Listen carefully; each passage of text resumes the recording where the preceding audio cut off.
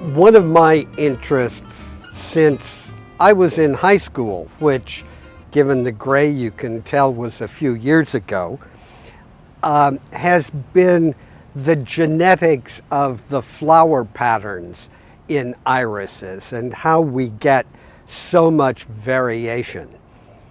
So there are really two different pigments. There's keratin, a carotenoid pigment that is yellow or pink.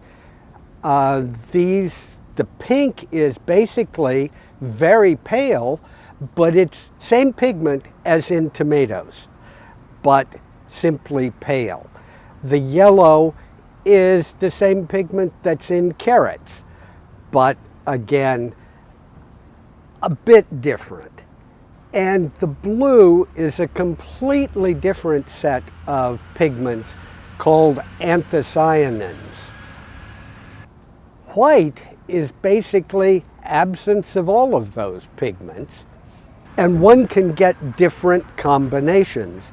If you have a plant with both the blue and the yellow pigments, it looks more brown. But depending upon the ratio of the pigments, you can get a variety of different colors. Here is a plant where the standards, the upper petals, are very pale and the lower petals are more darkly pigmented. That's an inherited trait that affects anthocyanin, the blue pigment family. It doesn't really exist for the keratins, the yellow and pink family. So one can get brown standards and darker, more purple falls by the combinations of the different ones. In this group, there is a very fancy pigmentation pattern of light, no pigment in the center, a lot of dots, and then a band around the edge. And here you see a different version. It's a little lighter, but not so much, and it's not dots so much as lines, variation, but still a darker border around the edge. And exactly how those are inherited is not yet clear, but I'm doing some of the work on trying to figure it out. It's a hobby. It's not super science, though very complex science, but it helps in trying to understand how one can plan crosses to improve the garden qualities. And you'll notice that some of these, there are multiple branches, almost candelabra style. So there are more flowers per plant. And that's close to the ideal. That one is very tall. There are others that are much shorter. And that's one of the fascinations I find with all of these. Tremendous variety. One can get a rainbow of colors, and in fact, it's often considered that the iris is a rainbow flower.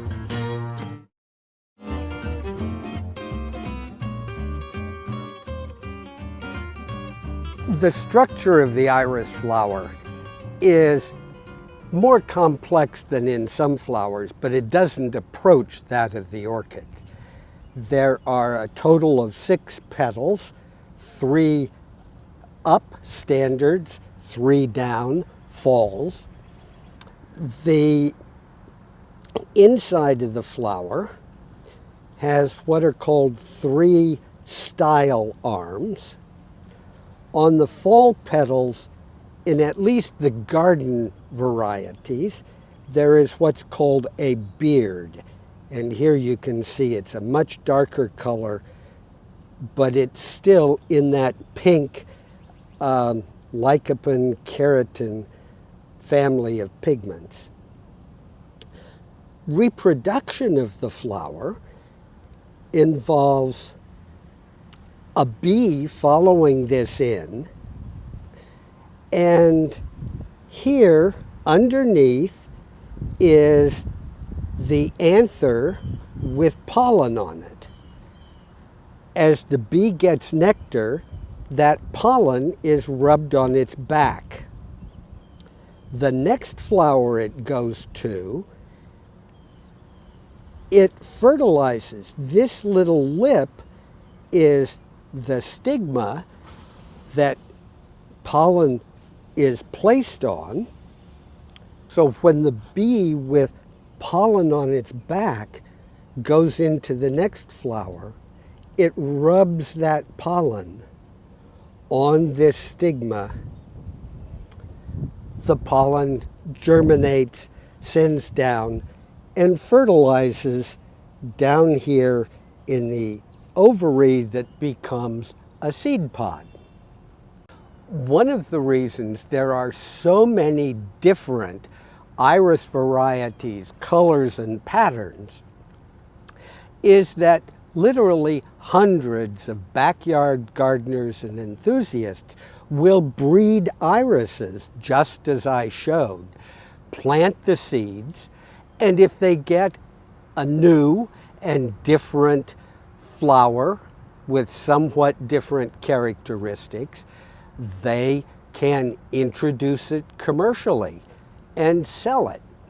There's a way of registering names internationally, so two different varieties don't get the same name, but it gives rise to huge numbers of variant flowers, patterns, width, structure, just a plethora of interesting garden plants. Why am I interested in irises? Pure happenstance. I started raising some actually when I was in the 7th and 8th grade, and neighbors gave me some plants with different colored flowers. I was fascinated. And I wondered what would happen if I crossed a yellow iris with a blue iris. Would I get a green iris? And so I started going to the library and found out that how to study those was called genetics. And that's what led me into genetics. So I became a geneticist and continued to study irises largely as a hobby. There is a tradition. E.B. Sturdivant at Caltech was an iris breeder. His expertise was Drosophila genetics, one of the pioneers of modern genetics. Fitz Randolph, a corn breeder at Cornell, was also interested in iris genetics and wrote chapters and books involving iris genetics. So there's a tradition of academics being interested in this. In part, it appeals to aesthetics at two levels. Fascinating flowers, but also complex genetics that's an intellectual challenge.